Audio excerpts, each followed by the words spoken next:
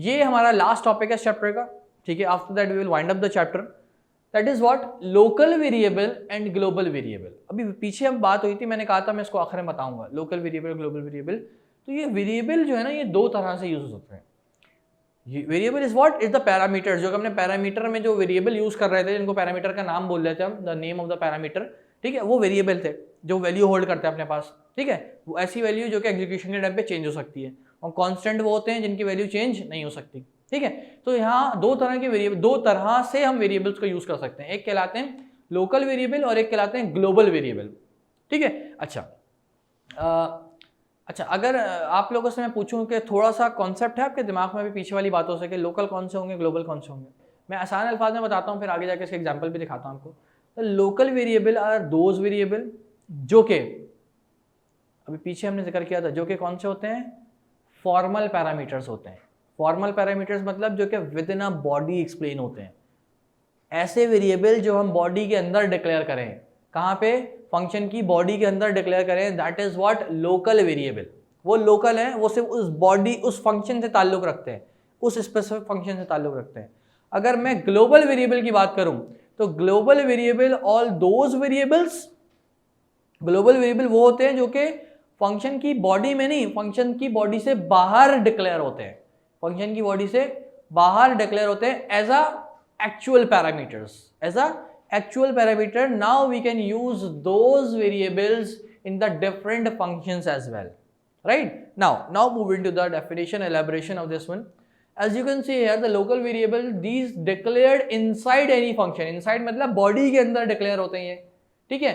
A local variable is only accessible within the specific part of the program. ये सिर्फ उस specific function का ही part कहलाएंगे जिसकी body में ये define किए जा रहे हैं, ठीक है। किसी स्पेसिफिक फंक्शन की बॉडी में मैं इनको डिफाइन करूंगा तो सिर्फ उसका पार्ट कहलाएंगे, किसी और फंक्शन में यूज नहीं हो सकते है।